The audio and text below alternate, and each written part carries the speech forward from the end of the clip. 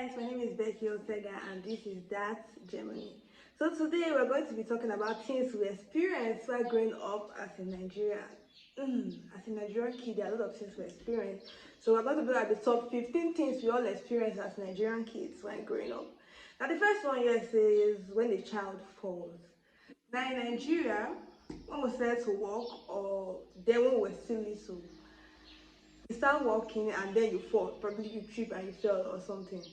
Now, it is the custom and the tradition that nobody is expected to tell you sorry and nobody is expected to look at you in the face. And once you fall, they're like, no look out for face, no look out for face, no, you go cry, you go cry. That was everyone just give you the look like they actually see that you fell just so that you wouldn't cry.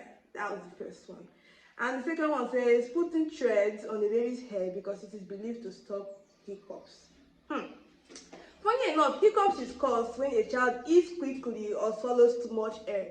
Children were bound to have hiccup, especially when they are still very tender, as at that point in time. And when this hiccup comes, Nigerian parents will tell you to look for a thread. Now, the thread doesn't necessarily mean a sewing thread. It could be the thread from the edge of a dress or the thread from, a fabric or something, and just need to put the thread on the child's hair to stop hiccup. Somehow it stops it. It's a superstition, it's a myth. I don't know how, but it really will help them. The third one here says everyone had that intelligent parents. No parents accepted they were dull in school. Facts. While growing up, our parents really told us of how they passed exams, how they got good grades, how they were the best in their class, how they were taking the first positions in class. Funny enough, all parents claim they were intelligent. Now the question is, who was the dull parent then? Or we're just the dull kids in this whole scenario because I don't even understand it. So the fourth one here says when you are asked to get something and you ask where to keep the item, and on my head is the reply. This is only common with our Nigerian mothers though. When they ask you to get something and you're like, where should I keep it? Especially when they expect that you should know where to keep it and you're asking where should I keep it, they'll tell you on my head. And God saves you, you go and put it on their head. Only God will save you at that point in time. That on my head is supposed to tell you that you know where to keep it, go and keep it in the rightful position. I don't really need to tell you anything. That was that. So the fifth one here says open the fridge and you see ice cream cups with soup and stew in them. I think one of the main reasons we as Nigerians do buy ice cream is so that we can use the cup and the containers to keep soup and stew in fridge. Nigerians have the habit of cooking lots of soups and stews and then we put them in the fridge. But then we don't want to buy disposable plates or we don't want to buy plates to keep these items in the fridge and then we use these ice cream cups. So warning, if you go to a Nigerian house and you see ice cream cup, not be ice cream, it's soup and stew and probably meat. That's what it's in it. Then the sixth one here says, we don't throw away disposable plates, we wash them and use them till they are beyond use. Now in Africa, when we go for parties, we are giving food. It's like a souvenir. Is it a souvenir? No, a refreshment. Sorry to say, it's a refreshment. And then we're giving this food sometimes in flat plates, sometimes in takeaway packs. Now this takeaway packs comes in two types. There is this one that looks like foil paper. It tears so easily. That one, there's no way we can use it. So the moment we are done with that, we throw it away. But there is this one that is plastic. It's a paper. Yeah, not a paper. It's a plate of its own. So once we are done with that, we wash, sometimes keep to serve the next guest that is going to come to your house, even if it's going to be 2 months time or a year's time, or we add this to the stock in the fridge. It's part of the things we keep in the fridge also. We used to put soup and stews. So the seventh one, sorry, is being punished for failing an assignment or not attempting an assignment in school. So going to school then, every day we're usually giving assignments and sometimes you forget, sometimes you do the assignment but you fail. You fail some particular numbers. I remember growing up then, I think that really happened to me in secondary school. Our math teacher then, anytime you fail a particular assignment, he usually gives us, I think 3 questions to answer. It was never less than 3 and never more than 3. So he always gave us 3 questions to answer for like every classwork and every assignment that he gave us. But the fact is, the moment you fail one question, it's going to flog you 3 times, like 3 strokes of the cane. That was it. That was the fact. So if you are failing all of them, you are going home with 9 strokes of the cane. Or probably another punishment that has to do with leaning down, pig pin, frog jump, bicycle riding. If you are in Nigeria, you understand all these things. Then the other one is shouting up NEPA once the power comes on. Now, if you're in Africa or as a Nigerian, you don't really have to blame us for this. First of all, if you don't know the meaning of NEPA, NEPA is a power holding company. Although that was their old name, but Nigerians refuse to change the name with them. So once you see like once the power comes on and there's light, we rush out up NEPA. It's that excitement that comes with the light. For the fact that we don't really see it all the time, and what we do is it's like a miracle to so many people in some, not everybody though, in some areas in Nigeria. So that's it. So the ninth one here says this kingdom dance in school that had to involve handkerchiefs and white clothes.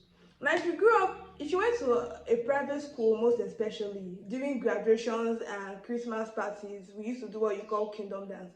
I don't really know why it was called kingdom dance. Probably because of the fact that, we use gospel songs. So I feel that was why it was referred to as kingdom dance. Now, if it has to do with something that was cultural, we go with wrapper and white handkerchief. The white handkerchief was necessary, it was part of the uniform. But if it wasn't a cultural song, then we use, let me say, sometimes we'll go with like a white top, a black jean or a blue jeans, but the hand glove was very necessary. I don't really know if kids nowadays still do it, but growing up then it was one of the necessary things. So the 10th one here says, your parents telling you not to accept anything from a particular uncle or aunt. Now, every Nigerian kid experienced this one. We all had that uncle or aunt that our parents probably felt like they were bad influence to us, or they probably felt that there was something up with this person. And in order to protect us from those people, probably from getting hurt by those people, they would tell us not to accept food, drinks, or money or anything from that particular person. It was the thing. Then number 11 here says playing in the rain. So as a Nigerian kid, whether you are a rich kid or a poor kid or a middle kid, whatever one you were then, we always wanted to play in the rain. Playing in the rain was a joy for every Nigerian kid. Both those who were rich, whose parents didn't allow to play in the rain, it was so much joy. I remember the first time I went in the rain. I was so happy because it was something I haven't really experienced. Normally, when we were growing up, my mom would only let us play in the rain because of the fact that because of the cold, the sicknesses and everything attracted with the rain at that point in time. So the first time I played in the rain was really awesome for me, and I went around telling everybody that I was in the rain because it was that interesting. So the 12th one here says, we all had that friend who claimed their parents were rich. Very true. Especially in schools though. We all had that friend who claimed their parents were probably a lecturer, a president, a governor, a senator, a commissioner, an honorable, or something, professions that had this high class or something. We all had friends who claimed that. And they made us feel like we were nothing. And most of the time, majority of the time, they were lying. And as kids, we fail to understand them. So now the 13th one here says we always had a collection of rubber bands. This one was common for every Nigerian kid. I don't know what we usually use the rubber band to do. Okay, yeah, we used it to play games. Yeah, to play games if you Nigerian understand what I'm saying. So anytime we go to parties, birthdays, marriage, funerals, and all that, sometimes we just like to walk around looking for these rubber bands to pick up so that we used to play. Funny enough, the richest kid was measured then by the kid who had more rubber bands. And we would arrange all the rubber bands right here in our arm. Sometimes it would be so long, and God save you that you don't carry that rubber band to school. If not, it is gone. Once you take it to school and your teacher sees you with those rubber bands, it's gone. They've taken it, and that's it. There's nothing you can do about it. So that's that. The 14th one here says we were really interested in catching birds. It was a job.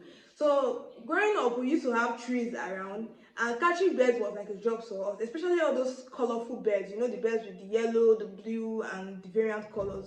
We always want to catch birds, and sometimes we will go around looking for trees that have nests, so we could take the birds, the eggs, and all that. Not that we really did anything with them, but it was just like a flex that you caught a bird, and you could be the only kid in the area that had a bird that everybody wanted to see, so it was a flex.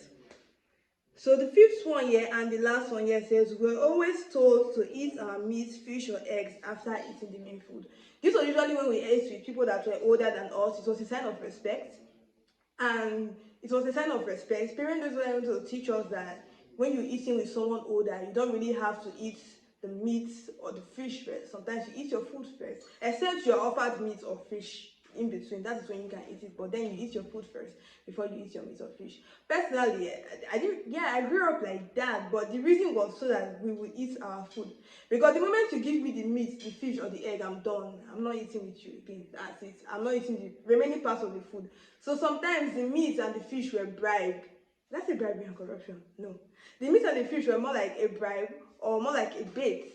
It was like, eat your food, then you can have your meat. Because if you are giving me the meat first, I will definitely not eat the food. So these are the few things that we experienced while growing up as Nigerians. There are lots more of them, and I will try as much as possible to bring up more, as many as I can find. If you have any other ideas, please drop it in the comment section. And also do not forget to like and subscribe. Once again, my name is Becky Otega, and this is That Germany. Bye.